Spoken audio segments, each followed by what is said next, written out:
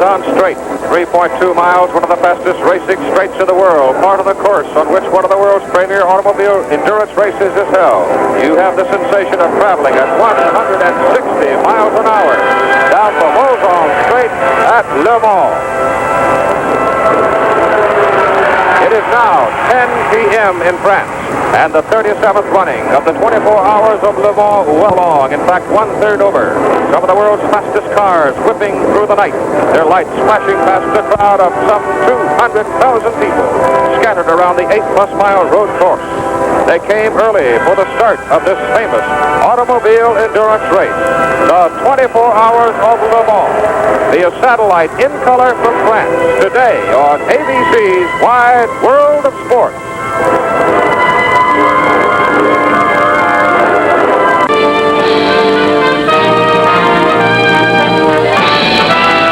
Spanning the globe to bring you the constant variety of sport, the thrill of victory, and the agony of defeat.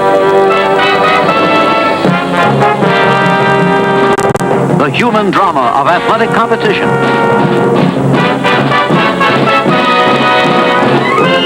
This is ABC's Wide World of Sports. Brought to you by Wynn's Charge, the honey-thick oil treatment for your car. Charge restores compression for smooth performance. Wynn's Charge. By Weyerhaeuser, the company that's working on tomorrow's ideas in pulp, paper, packaging, lumber, plywood, and other building materials. And by Ford and your Ford dealer, #1 in truck sales. In trucks, too, Ford is the going thing.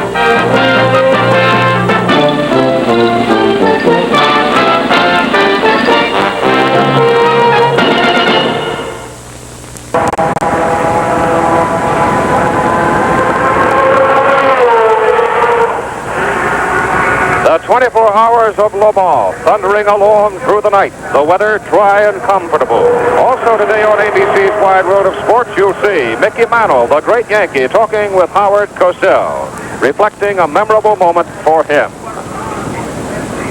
Hello, everybody. I'm Keith Jackson. The microphone has to be held close here in Le Mans. It's that loud, it's that noisy, it's that exciting. With me is Phil Hill, a man who drove competitively here in the Le Mans 16 times. He finished and won 3 times. And the giants are at it, Phil. Porsche, Ford, Ferrari. It looks like it's certainly just going to be a race. The Fords cruising along, having themselves a good time back in the pack. Porsche came with a squadron. They have lost some. They still have half of that squadron running, or more than half of it. Porsche is trying to win its first Le Mans. Well, they certainly are here in strength this year. It's the first time that they've ever been here with engines as large as 4.5 liters. This is the way it looks right now.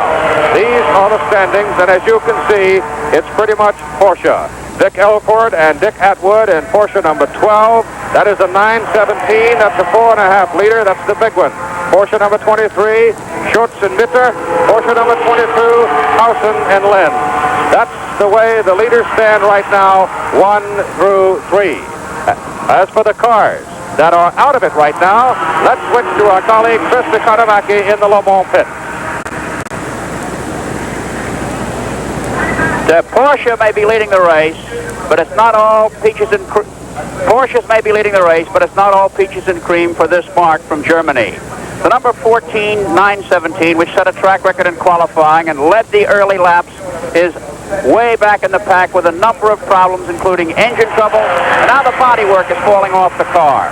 One other Porsche, a 908 bobtail model driven by Joe Siffert and Brian Redmond, was in the lead for a while, and it's out of the race now. A broken oil pipe allowed its transmission to run dry. Another Porsche driven by Hans Hermann has had its entire front end rebuilt and is back in the pack. And still another Porsche is limping along with other problems, but yet they're in front. A first lap crash took out one of the 917s, a private entry, and in that crash a Ferrari, number 19, was eliminated with Chris Amon. It's interesting to see that the Alfa Romeo team has lost one automobile, and the Matras from France, one car is out, many are still running, and the French people here at Le Mans are hoping that one of these blue cars comes in first. Now, back to you, Keith Jackson. Thank you, Chris. And in that crash, in the first lap, in the Porsche 917, 32-year-old John Wolf Great Britain was killed. He owned the car. The weather has been dry and comfortable. In fact, one of the most comfortable days in history here at Le Mans, Phil. A very peculiar day, Keith. Usually either clear in the daytime, foggy at night, or maybe lots of thunder showers and things. But today's been sort of like a day in Southern California in May or June. Overcast all day, no threat of rain. We have that major moment in every Le Mans race coming up, the start, and we'll see that in just a moment.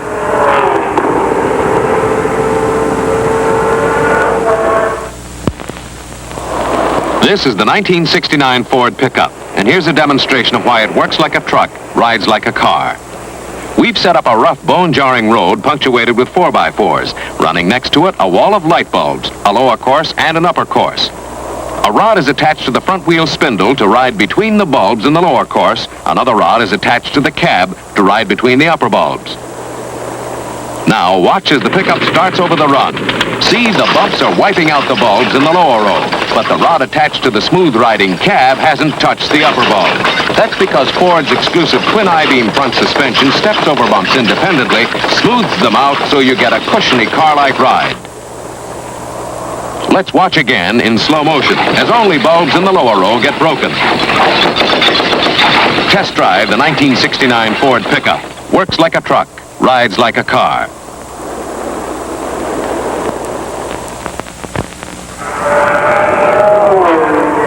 Well, this is Keith Jackson along with Phil Hill and Chris Economaki as you watch the 24 hours of Le Mans via satellite in color from France, the placings of the cars. Porsche number 12 leads, Porsche 23 is second, Porsche 22 is third, Matra number 35 is running in fourth place, Ford is in fifth, Matra, a French car, is running sixth, Ferrari is running seventh, and Porsche number 64 is running eighth.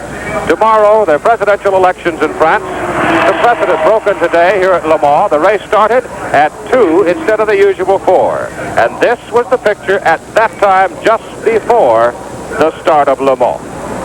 The colors of international automobile racing fluttering atop the standards at the world's most famous race course, the permanent circuit at Sarthe, site of the 24 hours of Le Mans. Le Mans, the ultimate in endurance, and the lull, if you can have a lull at a moment like this before the storm, Bill. Very strange, always just before the start, just the final 2 seconds before the flag drops. There's an absolutely deathly silence that occurs here. You can almost hear a pin drop. An incredible crowd waiting for the start.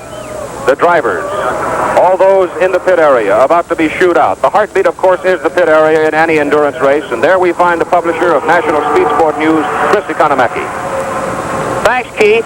France has never had an election day like this. The signs around this magnificent circuit are of tires, gasolines, cigarettes, and oil, but not of the candidates Pompidou and Pohe. A biggest crowd, perhaps the biggest in history, is here, and the gendarmes have just pushed them back behind the walls. Perhaps the big crowd is because for the first time since 1950, France may have a winning car. All of the Frenchmen are watching the pale blue Matras in the 24 hours today. Now, back to you, Keith Jackson. The exploits of racing men legendary in the 24 hours of Le Mans. The permanent circuit of Sarthe certainly a part of that legend. 8.36 miles in total length. The famous Le Mans start occurs right here at the start-finish line. This group of buildings, that's where the work is done on the cars, too. The pit area is open between the work on the cars and the traffic. And we move out now and travel around the course with a man who competed here 16 times, Phil Hill. After leaving the start-finish line, there's a very fast bend here. Used to pass under Dunlop Bridge right about this point, but in recent years they've moved the bridge on up to the top of the hill, where the cars are, well, the faster cars are almost airborne. You sort of give a little leap up in the air, and then you've got to start thinking about getting slowed down to the series of bends ahead called the Essence. Much better views in the Essence this year than in recent years than before, because they've done away with a lot of the earth and embankment and put guardrails very much around the circuit. Leaving this turn, you head towards a turn that leads onto the long Mouzon Straight called Perte Rouge, about a 70-mile-an-hour right-hand bend. It's the first really sharp turn on the circuit after leaving the start-finish line.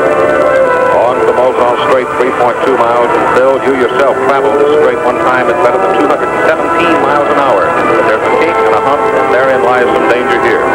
About two-thirds of the way down the circuit is a right-hand dog leg that can be taken at the top speed that the car has. So it's a job getting through it. You end up going through Mulsanne turn, which is the slowest part of the circuit. In other words, you're going from about 200 miles an hour down to 25 miles an hour, more or less, around this right-hand bend. On the right, leaving that turn, you'll find the signaling hut, where all the teams have their team managers down there that are giving signals to the cars as they go by, mainly because it's a nice slow place for the drivers to be able to see signaling. Now you accelerate back into speed through a couple of smaller right-hand turns, then into a severe left-hand turn called Indianapolis. Called Indianapolis, I suppose, because it probably was brick at one time. It's a left-hand bend. It's got a bit of banking to it. After leaving Indianapolis, a short straightaway to a right-hand turn called Arnage. About the second slowest turn on the circuit. A little bit faster than Mulsanne. And into a straight and down into some very subtle but very dangerous rights and lefts at Maison Blanche for White House. White House has been the scene of many a dramatic incident here at Le Mans in past years. After leaving White House, another short straightaway, and you arrive at the Ford chicane, which was put into effect a year ago. Ford chicane is a quick left and a quick right back onto the pit straight. Does two things: slows traffic through the pit straight and also thins it out just a little bit, which makes the pit straight the safest it has ever been, because you will see there is no retaining wall between the traffic and the pit area. There's also an escape road at the Ford chicane. So that is the way the permanent circuit of Sark looks in graphic form. That is where the 24 hours of Le Mans is held. It is a place where thrills and terror are constant companions. And we are now racing in the night hours as you watch it live via satellite from France. The first three cars are all Porsches. A French car, a Matra, is running fourth. An American-made car, but nurtured by the John Wire Engineering of Britain, is in fifth place. And we will continue with our coverage of the 24 hours of Le Mans in just a moment.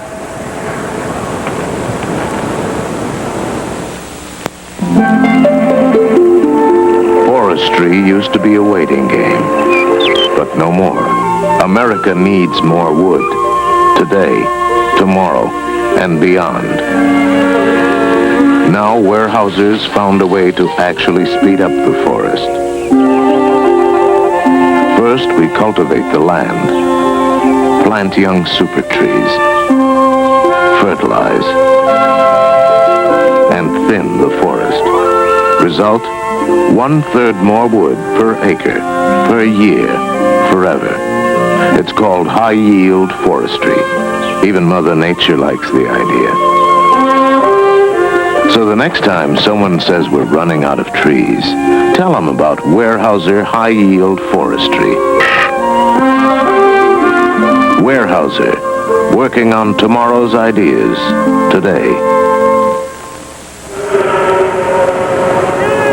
Just moments ago, Chris Economaki talked with some of the drivers who will be running in the 37th endurance race at Le Mans. Here are their thoughts and comments. What is Le Mans to you, Ralph Stommel and number 40 Porsche, and the fastest qualifier? Le Mans is a very hard race for me, and the 917 Porsche too. What is Le Mans to you, David Hobbs, car number 7 Ford GT40? Well, it's a long and rather boring race.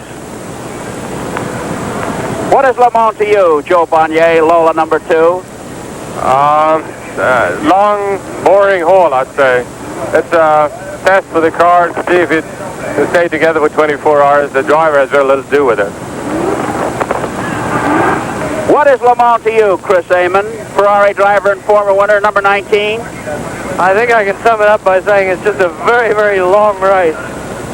Porsche, Ferrari, Ford, Renault, they're all getting ready to take a run at the biggest prize in all endurance racing, Le Mans. This is perhaps the toughest moment for some of the drivers. Bill Hill, you tried it 16 times. You won it 3 times. I only finished 3 times. What does it feel like at this point? It's not too bad, you know. You're supposed to be able to look forward to the fact that it is a 24-hour event, And about the worst thing in the world you could ever do would be to get all excited right at this point. It is exciting, of course, but not in the same sense that a sprint race is. Starting the car, though, is certainly, from a morale point of view, a very important thing right here. That it is. What about it? Well, the adrenaline glands have to be controlled a little bit so that one might control that starter and accelerator a little better, huh?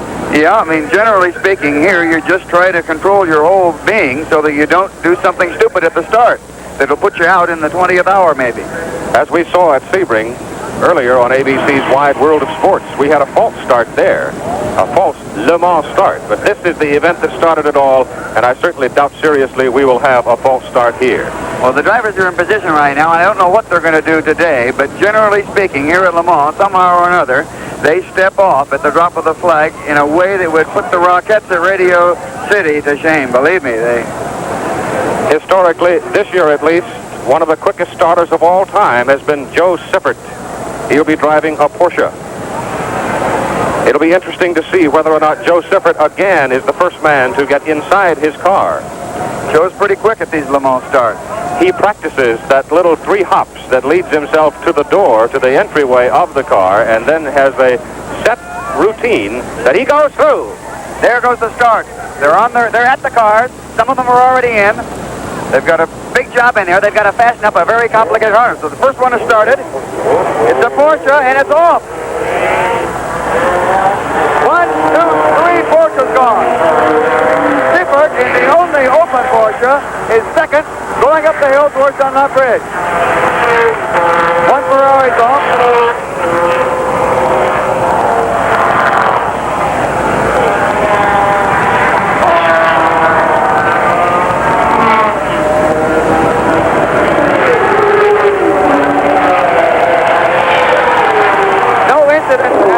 There are still several cars sitting on the line down there.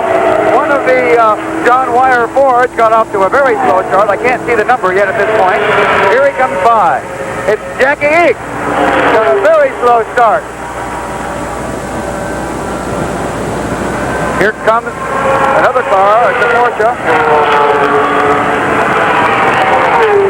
All right, the first cars are already on their way down the Mozon Straight. It's difficult to see what the numbers are. We know that it has to be a Porsche because a number of them got off first.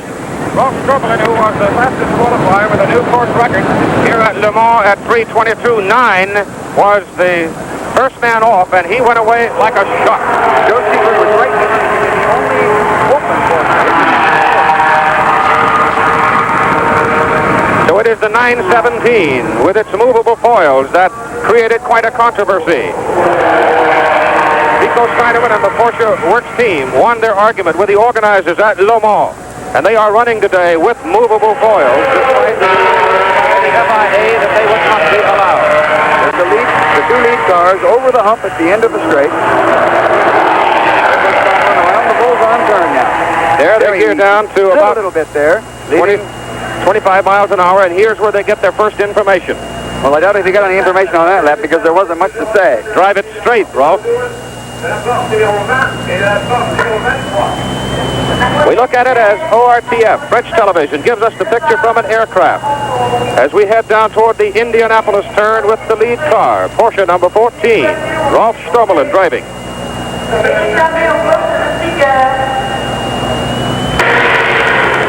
Car 17, a Ferrari. I believe Sam Posey is in that car, Sharon, Connecticut, as they move off through the Mozon turn, the slowest part of the course, moving down a straightaway. And this is certainly one of the most exciting moments for a lot of these fellas because some of them have not been here too many times, but it's also a time when they must be careful, Phil. Well, it's the first lap is certainly a time that you want to be careful because there's a lot of excitement and, let's face it, it's 24 hours. It's the last thing in the world you'd ever want to do would be to goof at a time like this. As they move down toward Maison Blanche, Rolf Stroberlin, who had the fastest qualifying time, was the first man off the starting grid, and he was away first and is going to lead the field. He's got a tremendous lead at this point. You can hardly see that. Well, the second place cars must be back a couple of 100 yards back there. Through the Ford chicane. And Rolf Dumoulin in the Porsche 917. The vehicle produced out of the computer has the lead at the end of lap number 1.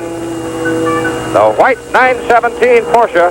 And when you check the history of Le Mans, you'll find no Porsche listed. We have trouble. We have trouble out at Maison Blanche. See the smoke billowing. There is a problem. Then we hear the sirens.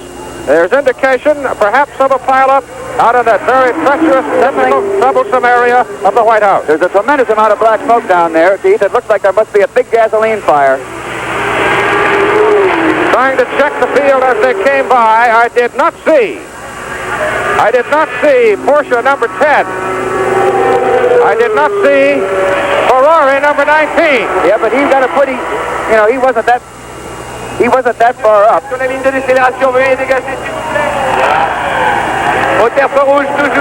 There's a white car in there. You can. Well, that's the way it was this afternoon, Phil. And we, of course, know the story of what happened at this hour as we move well past the 10 o'clock hour and past the 1/3 mark at Le Mans. The man killed was the owner and driver of Porsche number 10, a 917, John Wolfe, 32-year-old from Great Britain. The story as we had it was he wrecked his car hitting guardrails and because of the wreckage scattering onto the track, caused Chris Amon's gas tank to be ruptured, and that exploded. To get a more direct line on the story, let's go to Chris Economaki with Chris Amon.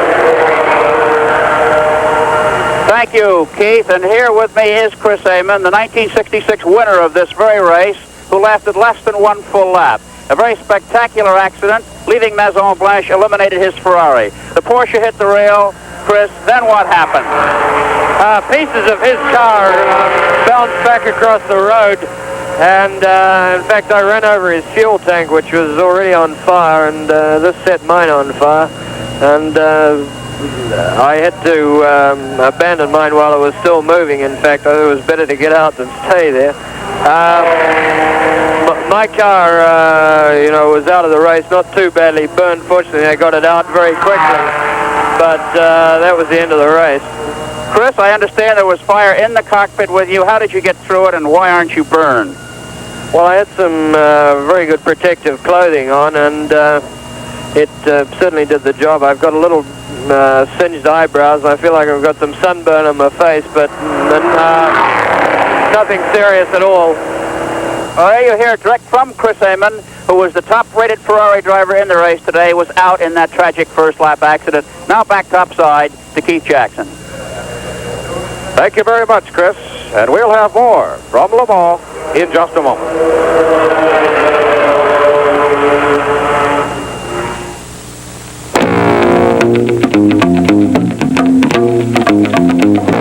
Wins Charge. Made to do more for your car's engine. Wins Charge, a smooth, honey-thick liquid. Charge restores compression, stops excessive oil burning, quiets noisy engines. But in addition, Charge effectively fights friction and wear because only Charge contains Win's famous friction proofing. Charge also contains antioxidation agents to keep engines cleaner. And Charge provides protection against combustion acids to reduce corrosion damage and costly repairs. Win's Charge, made to do more for your car's engine. Where you get gas or service, get total power. Get Charge. Made by Win Oil Company, the world's leading additive company. Switch to Charge.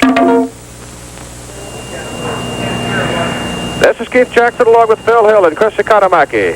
In France, the 24-hour Le Mans. We have another great weekend of sports. Two of the world's great sports spectacles, in fact, to be seen live and in color this weekend on ABC.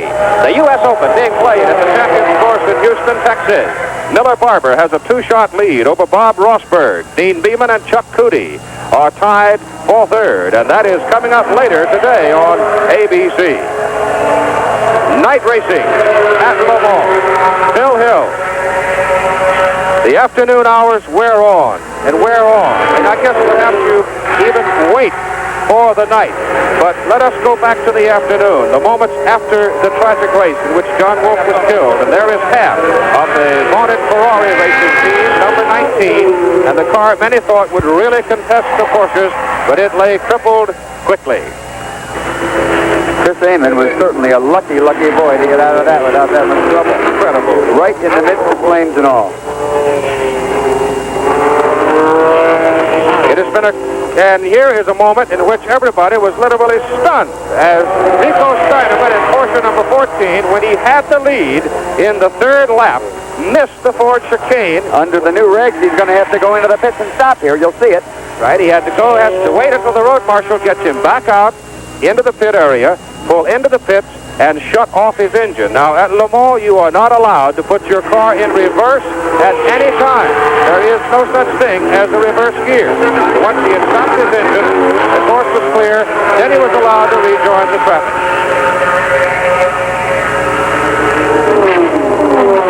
Joe Sippert, car number 20, assumed the lead. And, Phil, I know that you were very high on that Porsche 908. Well, there he goes. He wasn't that far behind, did a little bit of a detour.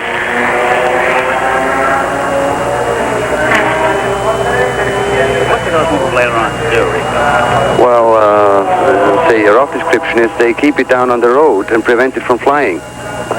So it's a very dangerous thing to remove these from the car. It is, because they're a basic design feature of the car. Once you've designed this car, in order to use these movable ailerons, you can't just take them away like that. It's not like on a Formula 1 car where they put some wings about 3 feet higher than the car, and they were never an integral part of the car.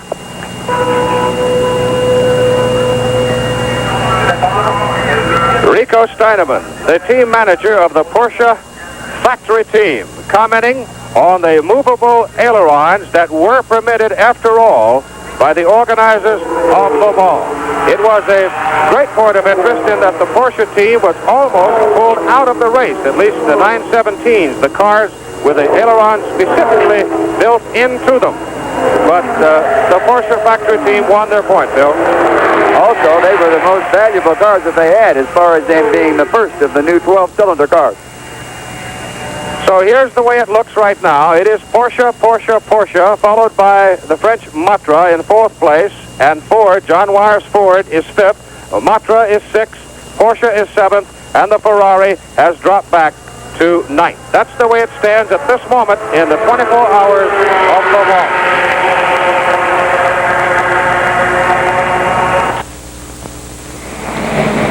New cars are going up to 6,000 miles between oil changes. But the detergents in oil that clean your engine usually break down before 6,000 miles. CD2 makes a concentrated detergent that replaces the cleaning power your oil loses. CD2 between oil changes keeps your engine clean and running new miles longer. And if you have a car that burns oil, you need protection against low oil pressure, smoking, and power loss. CD2 makes another additive for these higher mileage cars, and it works great. What we're saying is, no one additive is right for every car. It takes two. One for high mileage cars, one for low mileage cars. CD2 makes both. It could save you a lot of money in the long run, and in the short run, too. This is Keith Jackson along with Bill Hill and Chris Kanamaki. We are live right now from Le Mans, France, the running of the 24 hours of Le Mans, and here's the way it stands. It is Porsche 1, 2, 3, Porsche 12, 23, and 22. A French Matra is in 4th place. Fords are 5th and 6th. And it is Jackie Ickx and Jackie Oliver in Ford number 6. That's the car that won here last year. And the Ford is hanging right in there, Phil, as Porsche makes a big run at its first victory at Le Mans. Very, very strong right now. The Matra in 4th place. Also, they were in 2nd place last year, too, late in the race. The Fords have been playing it really cool, both of them. As we saw earlier on ABC's Wide World of Sports, the Ford laid back in the pack at Sebring and won after 12 hours over a very rough course. So the Ford is very much in it, but it is Porsche 1, 2, 3, and a French Matra 4. Incidentally, a note of interest here at Le Mans. Jean-Claude Killy, driving an Alpine Renault, is now running in 21st position, his first try in the 24 hours of Le Mans. As the night wears on and as the 9th hour approaches, Phil Hill, is the fatigue factor now starting to become a problem? Oh, it shouldn't yet. We're not that far along yet, Kate. Morning is going to start being, you're going to have to start looking forward to what's going to happen in the real middle of the night soon. And those hours between maybe 2 and 5 are usually the worst around here. I don't think there's going to be any fog. From the way the weather was today, it looks like it's going to be pretty good. But, you know, you never know. And we'll continue right after this timeout.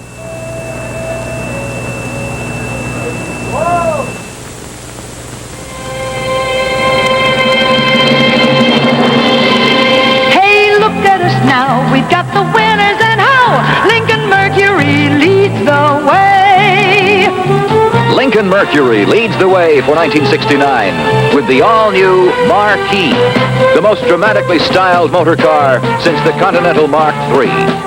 Marquis brings a completely new look to medium-priced luxury cars. 2- and 4-door Bromes, richly appointed convertibles, and the world's most fashionable station wagon, Marquis Colony Park. If Continental made a wagon, this would be it. Marquis, Marquis, Marquis. Each one a beautiful reason why Lincoln Mercury leads the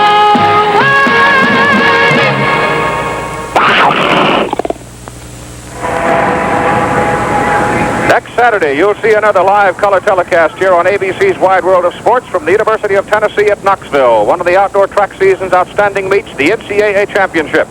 In the field events, Olympic gold medalist Bob Segrin of the pole vault, the man who does things backwards, Dick Fosbury, in the high jump. You'll also be seeing Mexico City Olympic medalist Lee Evans and John Carlos, along with the world record holder in the mile, Jim Ryan, in his final collegiate appearance. In addition to this outstanding track and field meet, we'll feature a preview of the upcoming heavyweight championship fight between Joe Frazier and Jerry Quarry, the NCAA Track Championship, next week on ABC's Wide World of Sports, and a preview of the upcoming heavyweight championship fight between Joe Frazier and Jerry Quarry. We are right now standing as we approach the 11th hour in France. And Porsches are running 1, 2, 3 in the 24 hours of Le Mans. But here is a major change, Phil Hill. Fords. 2 Fords have now moved up into 4th and 5th place. The 2 French Matras have dropped back to 6th and 7th. Getting very, very interesting. Those Fords, in my opinion, are going to be very, very much there tomorrow. We're having a little bit of trouble with our transmission across the Atlantic.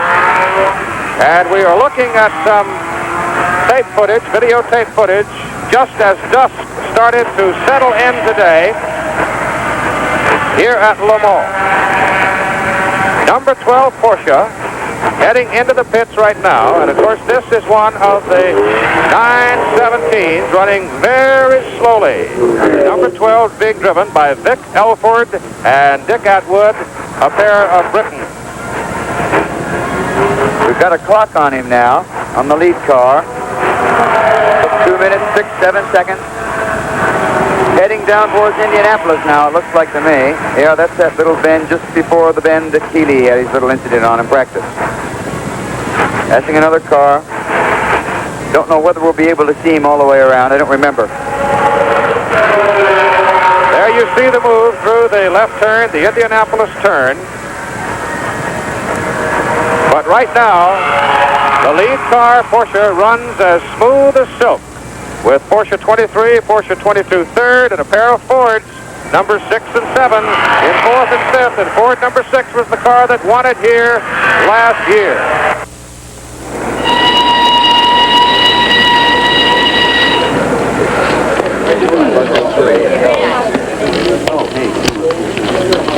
In this workaday world, timing is very important.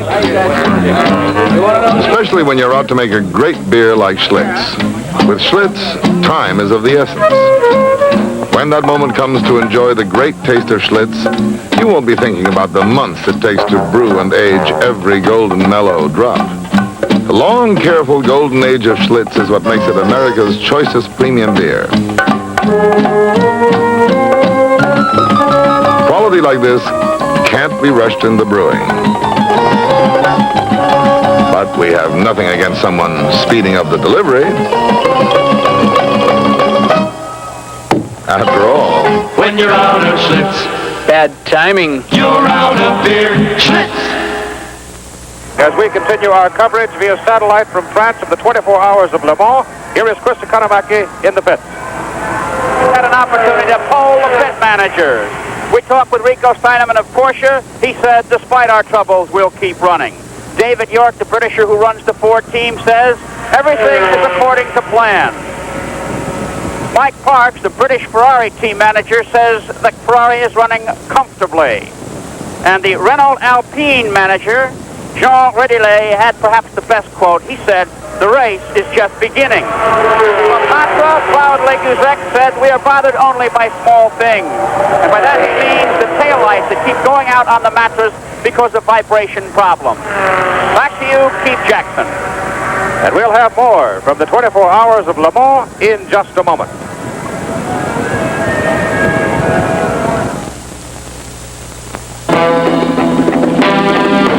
Why let this year's vacation ride on worn tires? Now, during Firestone's 4th of July tire sale, you can get 1, 2, 3, 4 White Stripe Deluxe Champion tires for as low as $85. 4 new tires, $85. And look at the tires you'll get. Firestone Deluxe Champions, America's new car tires, with exclusive super tough rubber for long mileage.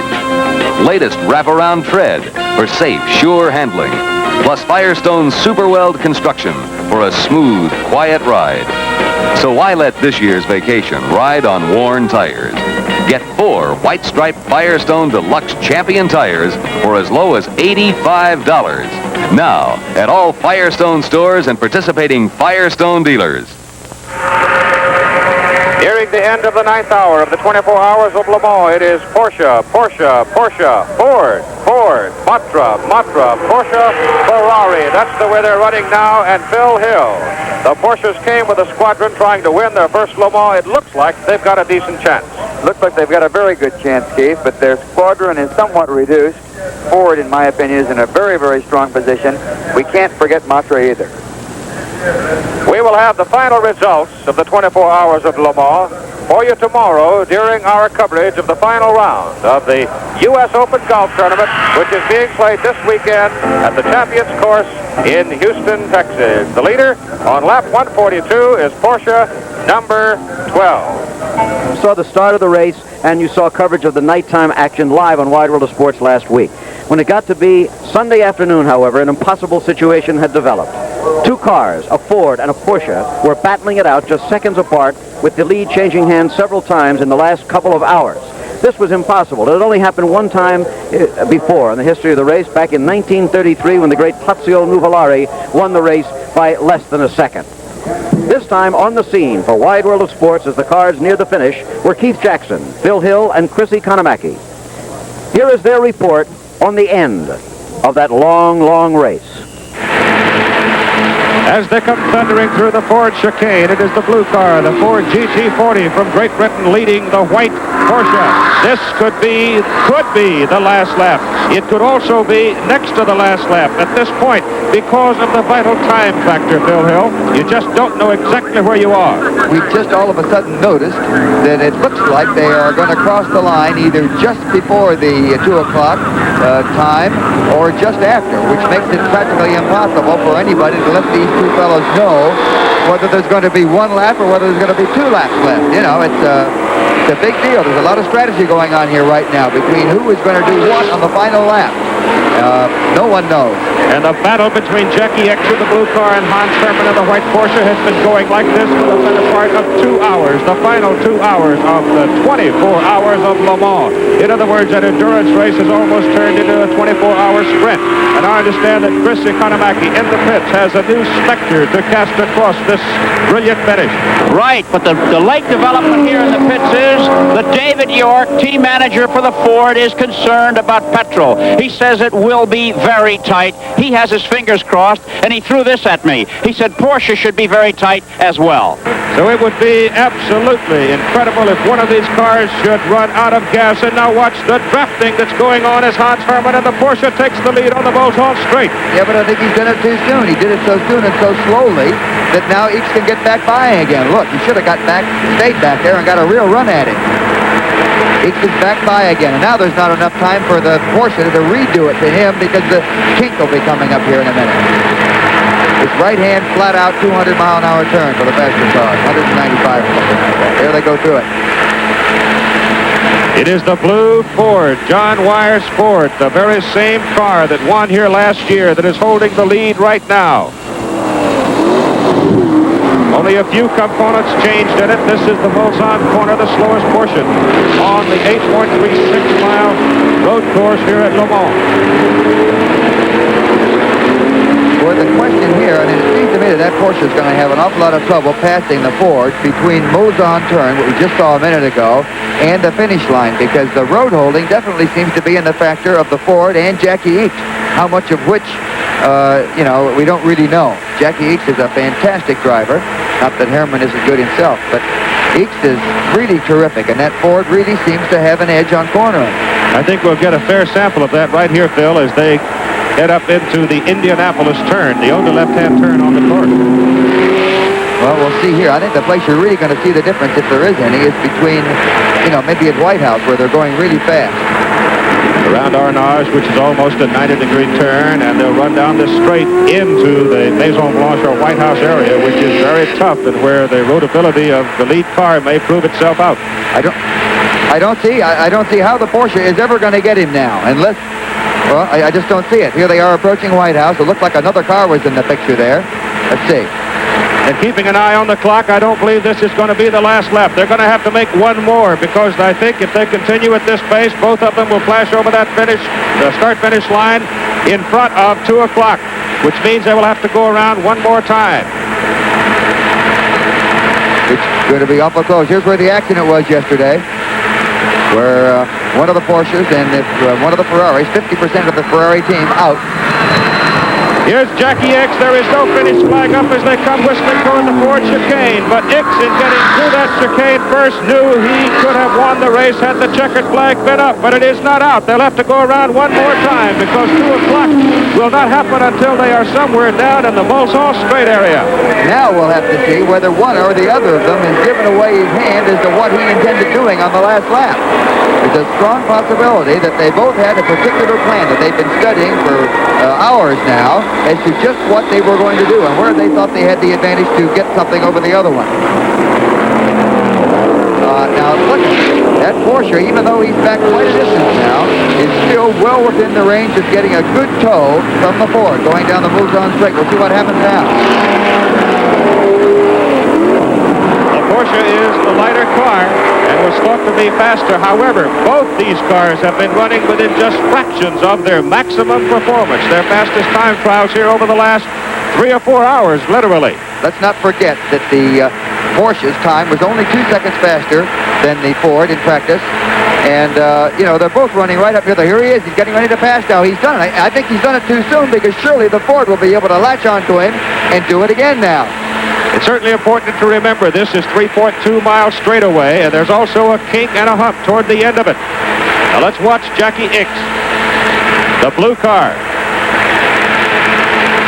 He's going to do it. He's done it. Look at that. He's actually gone on by him, and I don't think there's going to be enough time for the Porsche to repass him again.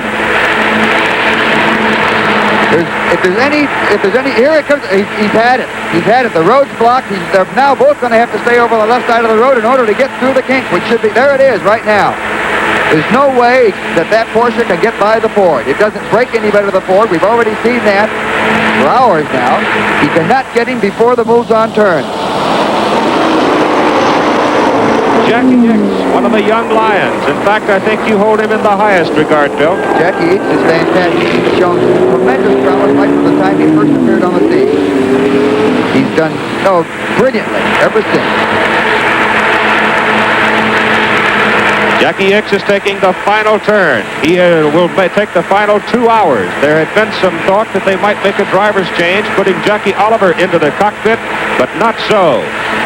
Amazing thing is that this Ford, if it manages to win this race today, is the same doggone car that won it last year. And there were a squadron of 7 factory Porsches brought here. Only one is now running, and it at the moment looks destined for second place. And the one jewel in endurance racing that Porsche has never claimed looks like it may elude them again. But again, remember, there was the factor of fuel. Fuel.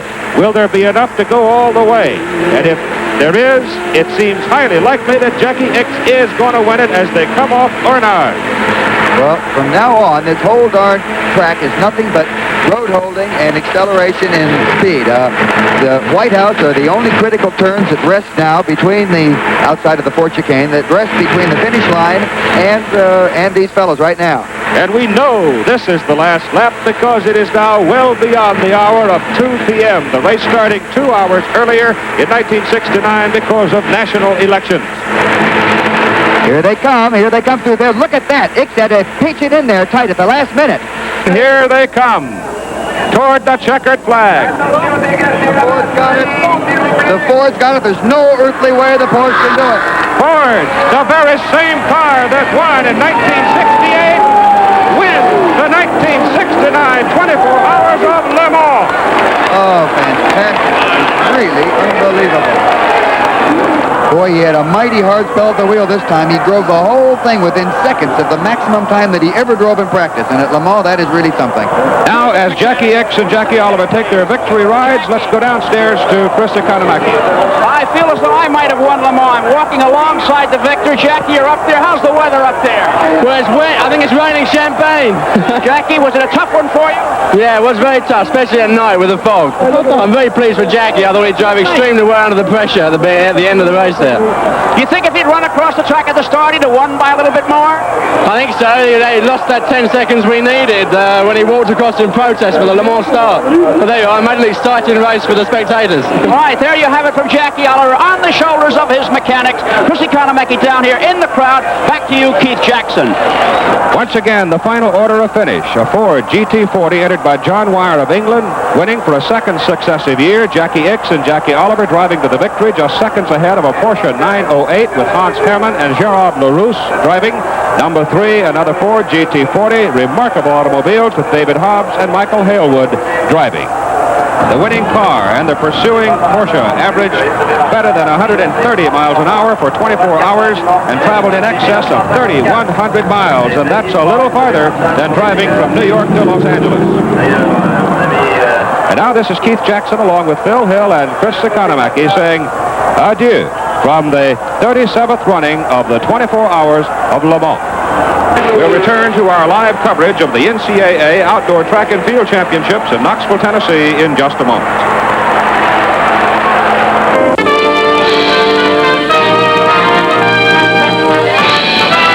Spanning the globe to bring you the constant variety of sport, the thrill of victory, and the agony of defeat. The human drama of athletic competition.